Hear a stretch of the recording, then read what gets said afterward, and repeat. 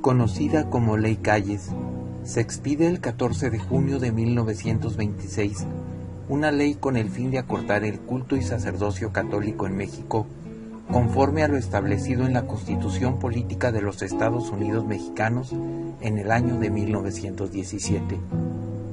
No reconocimiento de personalidad jurídica a las iglesias, ni de su derecho a poseer bienes raíces, no participación del clero en la política y prohibición de impartir culto fuera de los templos.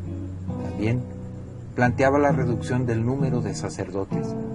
Así, la llamada también rebelión cristera, guerra de los cristeros o cristiada, fue un conflicto armado que tuvo lugar entre los años de 1926 y 1929.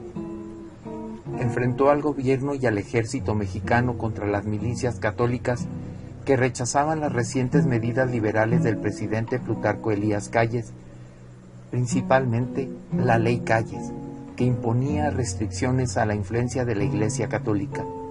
Este conflicto se insertó en las numerosas tensiones posteriores a la Revolución Mexicana entre los sectores conservadores de filiación religiosa y los sectores liberales, generalmente anticlericales, de la sociedad mexicana. Al iniciarse el movimiento, los cristeros tenían la esperanza de tomar el territorio norte de México y con el apoyo de distintas organizaciones católicas en distintos países, incluidos los Estados Unidos, ser reconocidos como parte beligerante y obtener los derechos internacionales que tal condición les permitía, acceder al poder como contendientes en una guerra civil, desconociendo la autoridad gubernamental y controlando una parte del territorio donde podrían tener su propio gobierno, ejército y planteamiento político. Pero no lo lograron, y después de 3 años de guerra estaban agotados y diezmados. Eso fue lo que los llevó a aceptar la paz. Sin embargo, esta sería temporal. Y aunque oficialmente la cristiada terminó el 21 de junio de 1929, durante más de 10 años siguieron los alzamientos de grupos católicos armados contra el laicismo gubernamental. Los conflictos amainaron realmente cuando el Estado mexicano asumió, después del gobierno del presidente Lázaro Cárdenas, la libertad de cultos, la extinción de una educación con fundamentos socialistas y la apertura de las iglesias a culto público. Era ya la década de 1940. Pasaron casi 5 décadas más para que estos puntos se asumieran a nivel constitucional. Esta es una de las historias que se gestaron en aquellos terribles días. San José Sánchez del Río nace un 28 de marzo de 1913, poco tiempo después del golpe de estado militar más conocido como la Decena Trágica, propiciada por el general Victoriano Huerta, donde cae abatido Francisco I. Madero. José Sánchez del Río nace pues en la ciudad mexicana de Zaguayo de Morelos, Michoacán.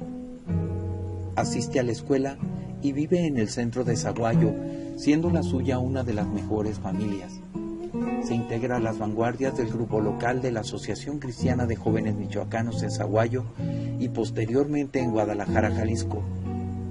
Cuando estalla la guerra cristera en 1926, sus hermanos se unieron a las fuerzas cristeras, pero su madre, a José, no le permitió unirse. El general Prudencio Mendoza también rechazó que se enlistara. El niño insistió en que quería tener la oportunidad de participar en el conflicto. Las palabras que convencieron a su madre para que lo dejase ir fueron las siguientes: nunca ha sido tan fácil ganarse el cielo como ahora. Era el 6 de febrero de 1928. Casi logran atrapar al general cristero Rubén Guízar Morín, porque en el combate le matan a tiros el caballo. Pero un joven de 14 años de edad, llamado José Sánchez del Río, le dice: mi general, tome usted mi caballo y sálvese. Usted es más necesario y hace más falta a la causa que yo. Entonces el general le hace caso, monta el caballo y huye a galope de los federales, pero no así el joven José, al que tras el combate lo toman prisionero en las cercanías de Cotija. Al día siguiente José Sánchez del Río es trasladado a la ciudad de Sahuayo, en donde lo entregan al diputado federal Rafael Picasso Sánchez, quien le asigna como cárcel el templo de la parroquia. Se sabe que José le dijo a uno de sus carceleros: «La casa de Dios es para rezar, no para usarla como un establo de animales. Estoy dispuesto a todo, puede fusilarme. Así me encontraré enseguida en la presencia de Dios y podré pedirle que le confunda». El diputado sabía que el chico era de familia adinerada, así que aprovechando la ocasión, manda pedir 5,000 pesos en oro a sus padres como rescate por José. Don Macario Sánchez, de inmediato, trata de reunir semejante suma, pero cuando esto llega a oídos de José, le pide a sus padres que no paguen el rescate porque él ya ha ofrecido su vida a Cristo. Desde la prisión, escribe una sentida carta a su madre el 6 de febrero de 1928 y dice: «Querida mamá, fui hecho prisionero en combate en este día. Creo que en los momentos actuales voy a morir, pero no importa, mamá. Resígnate a la voluntad de Dios. No te preocupes por mi muerte, que es lo que me mortifica. Antes, diles a mis hermanos que sigan el ejemplo que les dejo su hermano el más chico. Y tú, haz la voluntad de Dios. Ten valor y mándame la bendición juntamente con la de mi padre. Saluda a todos por última vez y tú recibe el corazón de tu hijo que tanto te quiere y verte antes de morir deseaba». El diputado Picasso, furioso por no obtener lo que desea, amenaza al joven, lo golpean fuertemente y se dice alevosamente le tumban los dientes. No fue suficiente el encierro ni la golpiza. El viernes 10 de febrero, un día después, lo trasladan al mesón del refugio, donde avisaron que lo iban a matar.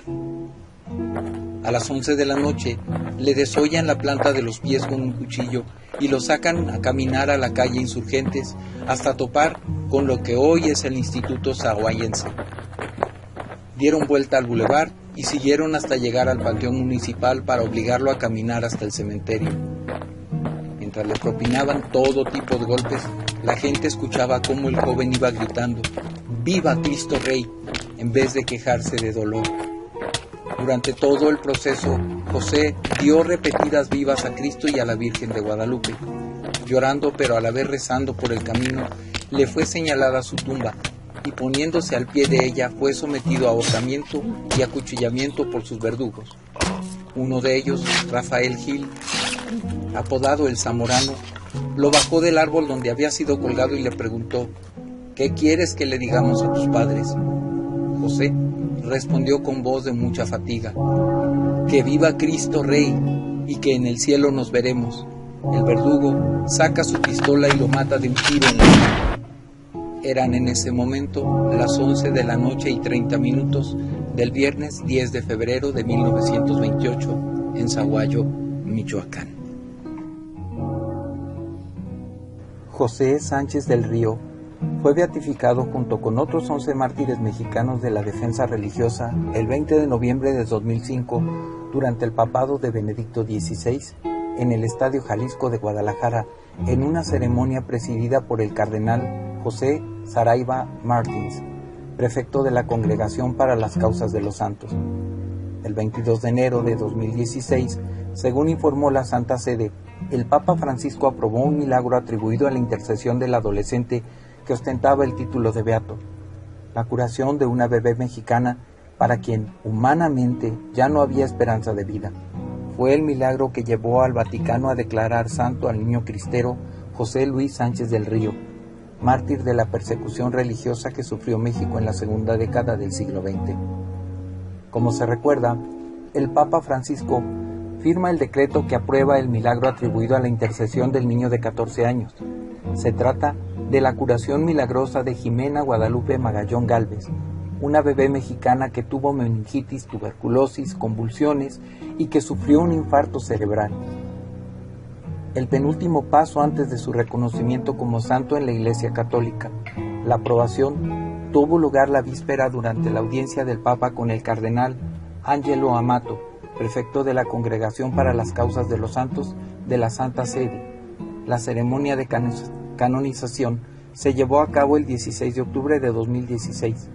Fue canonizado junto a otros 6 beatos. Jimena nace el 8 de septiembre del 2008 en Estados Unidos. Cuando tenía 1 mes de edad, sus padres la llevaron a la ciudad de Zaguayo, ubicada en el estado de Michoacán, donde nació el santo. A los 15 días la bebé empezó a tener fiebre. Su pediatra la trató pero no mejoraba. Le sacaron una radiografía para destacar una neumonía. Fue internada en el Hospital Santa María de Zaguayo y a los 3 días le dieron de alta. Sin embargo, la fiebre no bajaba. Entonces, es llevada al estado de Aguascalientes para buscar una segunda opinión. El caso de Jimena fue asumido por el doctor Rosendo Sánchez. Este médico les recomendó que internaran a la bebé nuevamente en Zaguayo porque creyó que se trataba de una neumonía atípica. Jimena regresa al hospital y el doctor Adán Macías indica que podría tener neumococo. Los padres llaman al doctor Rosendo, que les pidió traerla de urgencia nuevamente a Aguascalientes. Paulina comentó que al ver la salud de su hija se agravaba, decidieron bautizarla. De vuelta en Aguascalientes, los médicos descubren que Jimena tenía el pulmón derecho lleno de líquido y le hicieron un broncoscopio. La familia regresa a Zaguayo y la bebé no mejora. Ella dice: pasamos 2 meses con esa pesadilla y los médicos no sabían qué pasaba, pues no respondía a ningún tratamiento. Pensaron que su píloro tenía una fisura y que por ahí se pasaba la leche al pulmón. Tendrían que operarla, narró la madre. Un día antes de la operación, Jimena empeoró. Le hicieron una radiografía y la punción pleural. Tenía líquido en uno de sus pulmones. El doctor Rosendo habló con nosotros y nos informó que tendría que someterla a una operación muy delicada, ya que podría desangrarse y morir. Consentimos y le dijimos que hiciera lo necesario para salvar a Jimenita y que la entregábamos en manos de Dios, expresó Paulina. Tras la operación, el médico analizó un pedazo de pulmón y dijo a los padres de Jimena que ella podría tener tuberculosis. Cuando nos dijeron que efectivamente era tuberculosis y nos la llevaron al cuarto, la noté rara, con su mirada fija y ausente. Le hablamos pero no reaccionaba. Le comenté al doctor que la veía mal. No era mi bebé porque ella era risueña de antes, señaló la madre. La bebé volvió a ser sometida a una terapia intensiva. Al día siguiente, cuando su madre fue a verla, le dijeron que Jimena había convulsionado. Cuando la vio, Paulina empezó a rezar y la criatura volvió a convulsionar. Las enfermeras la inyectaron pero no paraba. Le hicieron una tomografía pero no mejoraba. Paulina pidió ver a su hija antes de entrar al cuarto donde estaba. La doctora me dijo que mi bebé ya estaba en vida vegetal y que iniciara los trámites correspondientes. Llegó el doctor Rosendo y llorando le pedí que por favor salvara a mi hija. La introdujeron en coma y nos dieron 72 horas para ver si vivía, ya que el 90% de su cerebro estaba muerto. Fuimos a misa todos los días para pedirle a Dios y a Joselito que intercediera por mi bebé, que me hicieran el milagro, manifestó. Antes de desconectarla, les pedí que me dejaran estar con ella y la abracé. La desconectaron. En ese momento puse a mi bebé en manos de Dios y la intercesión de Joselito, y en eso ella abre sus ojos y me sonríe.